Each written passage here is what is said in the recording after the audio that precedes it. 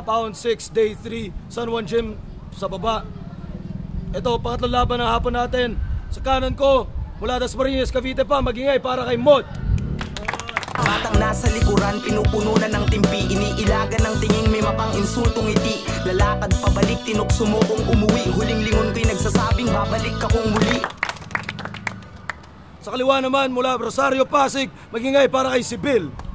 Mga revelasyon na kompetisyon sa mga panggap, isang leksyon na may infeksyon sa imahinasyon. Teka mo na kumura, panoorin mo kung paano manipulahin naman ang kahirap-hirap pamagay na hindi mo magawa kung paano ko pinapaikot-ikot ang iba't ibang estilo at ang mga tatik na nilikha. Viltres Caballero, Poema, 3G, sa shoutouts nga pala 587 Beats, Virgo Beats, First Box Production, kay Master at saka kay Leandro Nasriad, best friend. Day 3, karamihan ng mga MC dito, mga bagong pasok, mga galing sa tryouts at mga bagong abangan nyo sa 2016. Mas malayo ka, tawag. Sino na? Unang banat daw kay Sibil, pakinggan natin Yo! Kamusta na?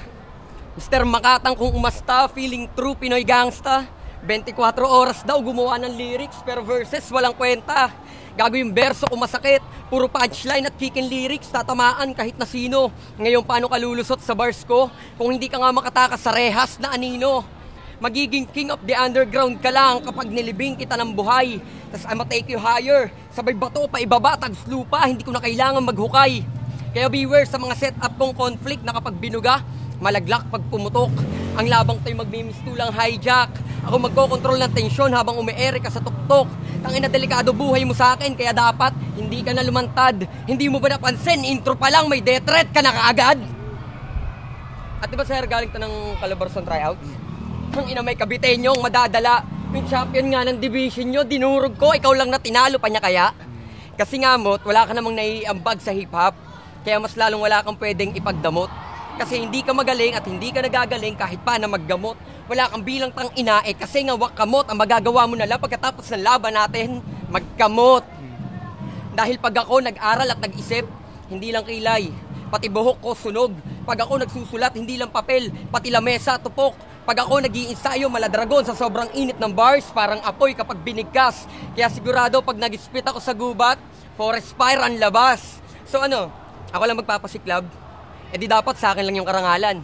Ang saklap isipin na may hat ka sa pangalan pero di mo ako kayang bigyan ng mainit na laban. Kaya Mot, binabalaan kita.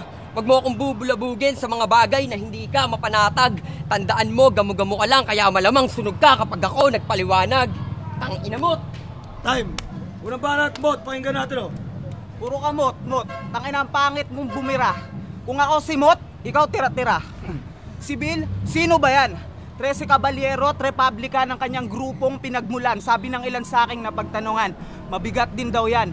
Pero kung gaano kabigat, yun ang di ko alam. Baka mainsulto naman pag tinanong ko kung ilang kilo ba yan. Sa paanong paraan mo ko hahamakin sa aking pagiging baguhan? Tuturing mo ko na bata? Pues nandito ka bilang laruan. Kaya wag kang magmalaki sa patintero, lamang sa likse yung maliit. Pag tinalunan kita, di yung luksong baka, payat ka, luksong tinik. Yung mga burda mo sa katawan, tila galing kulungan. O siya, bueno, saktong-sakto, pag pinabagsak ko, yun ang tumbang preso. Kaya wag mo kong tansyahin. Kung babase ka lang sa tingin, walang dalang lason, pero nakakamatay pag nagpatikim. Wala kang alam sa kung anong kaya kong gawin kahit payat ka. Sa akin, mabababoy ka pa rin. Oo, babuyin. Yan ang papel mo dito, si Raulo. Total mukha ka namang scratch paper dyan sa mga tattoo mo. Ganyan ako magsulat, binubuhos ko lahat, mapang-abuso. Pero sinasa puso ko yung pagsusulat bago ko sinasa ulo. Huwag kang mag-inaso, di binigay ni Enigma tong laban para sa'yo. Isipin mo na lang na alam niyang paborito ko ang bulalo. M-Site, tignan mo, bata mo, alanganin na, lagay niya. Konting baliktad ko lang sa payat na to, sigurado, patay na. Wala kang halaga, binenta ka lang ni Enigma sa paraang di pinagbibili. Kasi bali-balik ta rin man Sibil, wala ka pa rin silbi. Time 90 seconds, disiplinado. Time, paano ang banat, Sibil? Dinadamay pati tato. Huwag mo nang ulitin yan, putang ina mo ka. Kung si Owanax, tatatuan ko ng titisan, ikaw tatatuan ko ng pek-pek sa mukha. Ano, gusto mo? Tapos ano naman kung payat ako? Tangin na putang ina mo ka, isa pa. Di ba nasaktan ka nga kanina nung napag-usapan yung mga butas sa mukha? Kasi, nakakadiri ka, mahiya ka sa madlang people. Pag inipon natin yung butas sa mukha mo, tangina, ang lalim na dimple. Game, second round. Alam niyo bang, ang pangit ng sumulat ng linya? Gusto niyo sample? Kaya, malalaman mo kung saan ka bagay kapag sinampal kita ng brochure ng Avon. Wow! Tol, bakit ka may brochure ng Avon?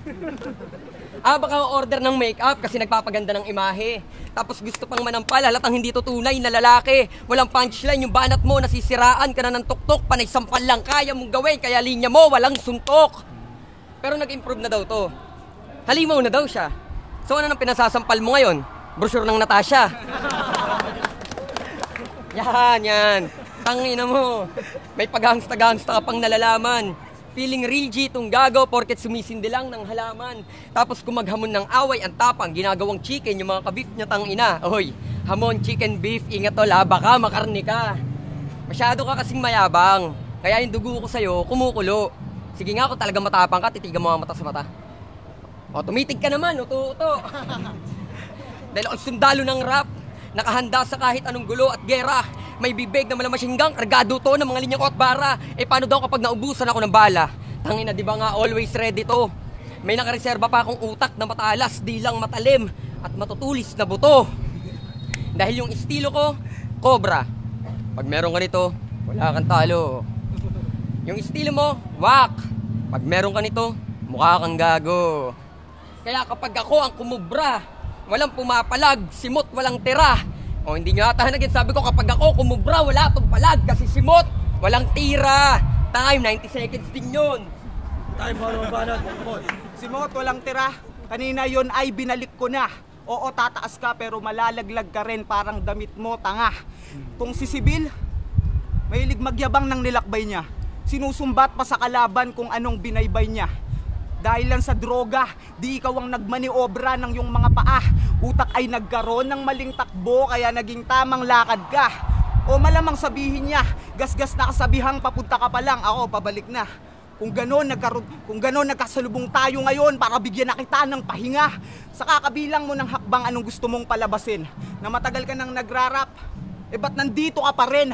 Mukhang huli na ang lahat para pangarap mo pa ito pa rin. Kasi tiyak tatalikuran mo na ang rap matapos mo kong harapin. Pero magpasalamat ka pa rin. Ginulat ko ang mabagal mong lakaran pagkat patatakbuhin kita ngayon na parang biglang umulan. At payo ko lang, humarap ka sa salamin. Baka sakaling makuha mo sa tingin. Nasa payat mong yan, aba dapat makuha mo nang magpatingin. Huwag kasi puro rap, magtutulog ka naman at magkakain. Halos kulang na lang sabihin mo sa amin na alien breed ka rin. Pero tong si Sibil, balita ko wala daw takot. Puta, nakakabilib. Sa bagay, san nga naman dadapo ang kaba kung wala ng dibdib? Paano mape-pressure kung wala ng dugo? Sinuka mo na sa kakaubo. Pati balahibo, takot nang tumayo sa marupok mong buto. Mukhang di nga uubra yung katawan nito. Anong balaban mo? Headbutt? Paano mo ko susuwagin kung yung sungay mo nasa balikat? Aun 6, sir, salamat. Ikaw, wala kang dapat pasalamatan. Malalaman mo yan pag namalayan mo nang inalo ka pala niya ng kamatayan. Time ulit banat, Sibil, pakinggan natin Laban to. Magre-rebat ulit ako. Wala munang makulit. Alam mo kung bakit ako payat? Parang malupit. Round 3. Pag-usapan natin si Maweng. Yung tropa mo, yung pinagkakalat mong estapador, tinutulungan kanyang humakbang yung karir mo pero pagtalikod niya, agad mong tinatraidor. Ginagawa mong kupal yung kaibigan mo kaya yung kagaguhan mo subok na. Bakit mo nga ba siya ginagawang kupal? Kasi supot ka. Ngayon mamili ka. Sasamba ka o makikipagpalitan ng suntok, ingat sa pagpili, have fear. Dahil ako'y santo na may deadly punches, putang ina parang Saint Pierre. At oo, pareho tayong poet. Pero malaki pagkakaiba. Dahil ako yung poet na makata at ikaw yung poet na puro shit lang yung binubuga. At laos na raw ako sa eksena. Gago, kaya ko pa rin mag-trending. Parang Van Damme, ilabas mo, angas mo kasi hindi ko ramdam. Ako'y kabalyerong balot na bakal parang Gundam. Lahat na nakalabang ko napasigaw ng goddamn. Alam kong hindi mo kayang gayahin yung ginagawa ko kasi you don't have this ability. Pagkatapos kitang lumpuhin sa laban natin, doon ka lang magkakaroon ng disability. Kaya matutulig, matutuliro ka sa akin sa ayaw mo sa gusto. Matutunaw yung angas mo at matutupi ka ng husto. Matutupad lang yung gusto mo. Kung matuturuan kita ng leksyon, matutuwa ka pa kaya kung matutusta ka ng parang lechon. O bakit ganun yung setup ng words ko? Alam ko naman kasing kapos ka sa kaalaman. Pinaulanan lang kita ng mga salatang mayroong matuto nang sa ganun may matutunan ka naman. Kaya binabalaan kita. Huwag mo akong bubulabugin sa mga bagay na hindi ka mapanatag. Tandaan mo, gamo-gamo ka lang, malamang sunog ka kapag ako nagpaliwanag at ako mamamayagpag sa laban na to. Kaya gagot, tabi. Malapit na raw birthday mo Walang may pake. Tayo mo limbana at Mot, pakinggan natin. Ano yung mga sinasabi mong issue kay Maweng? Puta, maling balita. Mag-iingat-ingat ka, maraming namamatay sa maling akala. At oo, ayaw kitang gayahin. Tama ka. Tanga na. Ayoko lang gumaya sa tanga. Round 3 na, Sibil. Kailangan ko ng manigurado. Kahit alam kong tinapos ka na agad ng mga panimula ko. Kaya wag mo na balaking makipagpataasan pa ng ihi, tarantado, para mo na rin akong pinahintulutang ihian yung mukha mo. Tayo'y malabong magkatulad, kailangan ko pa ba naliwanagin? At isa-isahin kung anong mga pagkakaiba natin? Kasi ikaw, pag nagbitaw ng tapon, tapon talaga, walang katuturan. Ako, magbitaw man ng tapon, magbumuka ka namang basurahan. Ako naging marunong dahil sa karanasan at mga mali ko. Samantalang ikaw nagpapatulong lang sa drogang pampatalino. Oo, positibo. Positibo lang sa droga, ako positibo sa mithiin. Tinitira mo, gumugulong. Tinitira ko yung gumigiling. Maliit man yung oras na binigay sa atin, marami pa rin akong ideyang ibinuhos. Dinadalawa ko yung ibig sabihin, kaya yung punto ko nagiging puntos. Atong si Enigma mala Santa Claus. Pero sir, ba't ka ganyan? Binigyan mo ako ng regalo, rapper lang, walang laman. Pero total na, andyan na rin naman. Sige, susulitin ko na yan. Iisipin kong may regalo akong binubuksan, kaya pupunit-punitin ko na lang. Ganyan ako sa sulatan, may kinalaman sa panahon. Bukod sa pamasko, pasabog ko'y pambagong taon. Pero dito tungkol sa selebrasyon, kundi sa yung nakatakdang pagpanaw. Mag-aakinse pa lang pero katapusan mo na ngayong araw. Kaya pagdating sa rap, di ka na makakapagbilang o makakapagyabang ng yung libu-libong hinakbang. Kasi pagtapos kitang lampasan, natumbasan ko na din yan ng 100 lang. Time. Flip top, magigay para sa laban niyo. Flip top, round 6, day 3. Grabe yung laban na yun. Parehong bagong abangan sa 2016.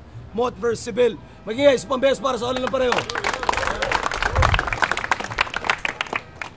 Ang boto, 3 urado lang tayo ngayon kasi yung 2 urado sa yung susunod na laban. Boto 3-0 para kay Mot. Shoutout nga pala kay Master Sanctus, kay Maweng, at saka sa mga body, TNG, BMSC, King G, Stay Chill Clothing, tsaka sa lahat ng tropa, family M. Mamat. Shoutout kayo. Yo, shoutout sa Sama ko, salamat sa pag-suporta lagi.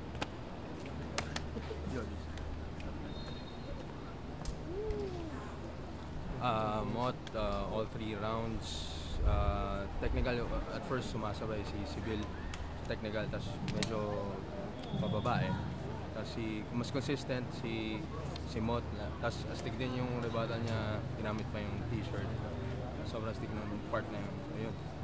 Album ni Ipok 2016, Balaki nga pala. Ayun, Mot rin. Batilyo 2015. Okay rin yung pinakita ni Sibil, pero mas natripan ko yung pagiging coherent o structured talaga ng verses ni Mot. Okay yung mga konseptong pinaglaruan niya. Mot.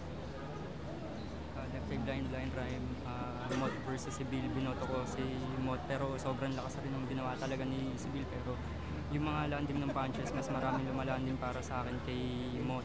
So yun, Mot.